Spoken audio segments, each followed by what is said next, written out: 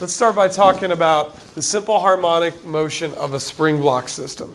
You guys did a lab last class, correct? Yes.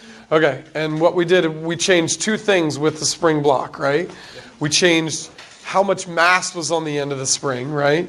And we changed how far away we pulled the spring from its resting position. Did the mass change the period? Yes. Yes. Did pulling it further away from its resting point? Not significantly. No. So really we found out that only the mass affects the period of a spring block system. And so the formula that comes along with it would represent that, okay? The formula is T equals 2 pi square root of m over k. Let's talk about what each one of these things is. T, what is T? Period. Period, good. It's in seconds, right? 2 pi is just a number, 6.28 if you're being specific. We've got the square root of m, so that's the mass of the spring, of whatever's on the spring, the mass that is on the spring, this thingamajig here. And then last, it's over k, and k is the spring constant, okay? So it's important. But we aren't going to change springs really very often. So really the only thing, it's kind of like could you change the G in the other one? Sure you could. You don't change your G very often. So really it comes down to the mass on that spring block system that is affecting the period of the pendulum, okay?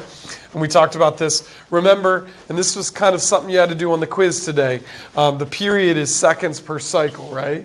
So you had to use that. You had to take this number of seconds and divide by the number of cycles, not vice versa, okay? So just a reminder of that, because that's going to come into play. So let's talk about what the motion of a spring block system looks like. Well, first of all, you have its resting position. That would be where the dotted line is right here, okay? What I'm going to do is I'm going to push the spring block and compress it, right? And that's its starting position. When I release it, if it's a frictionless system, then what would happen is literally it would go from here back to its resting position, right?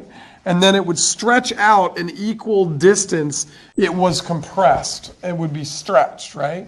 Then what it would do is it would go back to its resting position, and then it would go back to the exact place where it started. That is, if it's frictionless, okay? So it's really and it would do that forever and ever into the end of time without friction, okay? So we go compressed, back to its resting position, stretched, back to its resting position, and then compressed again, okay? Now let's talk about what it looks like here. What do we got here, guys? We're compressed, correct? Okay, so here we're compressed. What is my velocity at that point? It's 0, right? But as soon as I release it, the initial velocity is going to be 0, but it's going to accelerate toward the resting position. Then what's going to happen is that when it gets to its resting position, it's going to be at its maximum velocity, right? Because that'll be the point at which it is, it's all of its potential energy that was stored here has turned into what form of energy here? It's kinetic. And before, we talked about this exchange, and this is more for the honors people, the exchange from potential energy, PE, into KE. Well, the same thing's happening here, but this time it's with a spring block. And does anybody remember the formula for the potential energy of a spring? It's on your formula sheet.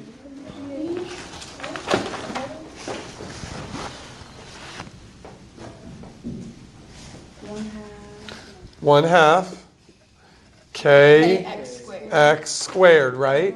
So really, when we compress it, we can come up with the amount of energy that exists in the system by doing 1/2 kx squared. And then what we know is if there's no friction, all of that potential energy is going to turn into kinetic energy, which we know is equal to 1/2 mv squared.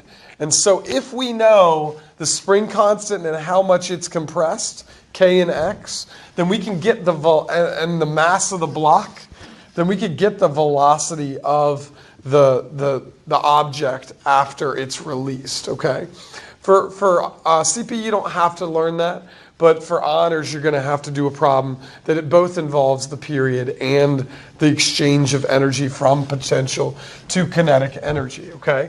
And just, you don't absolutely have to understand this, but I do want you to kind of talk about it. At equilibrium, its velocity is max, and then when it gets stretched to its max point, once again, its velocity is 0, okay? But then at that point, which direction is it accelerating? Backwards. It's accelerating back toward the center. It's kind of like when I throw a ball up, right? Even though it's going up, it's still accelerating down, right? At the top, it's accelerating down, and then back here, it's accelerating. Well, a spring block system is always accelerating in the direction of the resting position. Okay, so even when it's moving this way and it hasn't stopped yet, the spring is pulling it back that way, applying a force. Remember, force equals kx of a spring? Then the force is going that way, meaning it's always accelerating toward the center. Once again, it's going to be its max velocity here, and then here it's going to be stopped again, but it's going to be accelerating toward the center. Once in a while, you'll hear the word amplitude when describing how far a spring block is either stretched or compressed. That's A. If you hear amplitude, that A is really just X, right? The distance it's stretched or compressed. It's really just this X right here. Okay, and they sometimes use it interchangeably. So we've got mass in kilograms. If they give it to you in grams, you gotta change it to kilograms. We also have spring constant. If you remember, the units are newtons per meter, okay? And remember, there's a conversion of energy from potential to kinetic. And our potential formula is 1/2 kx squared, and our kinetic formula is 1/2 mv squared. So that is going to be the energy exchange for you honors people. And then amplitude is really just x. Period is the seconds per cycle. And frequency, if they ever mention it, is the inverse of the period, which is 1 over the period, okay? So that's the basic concepts that you need to know for this spring block system.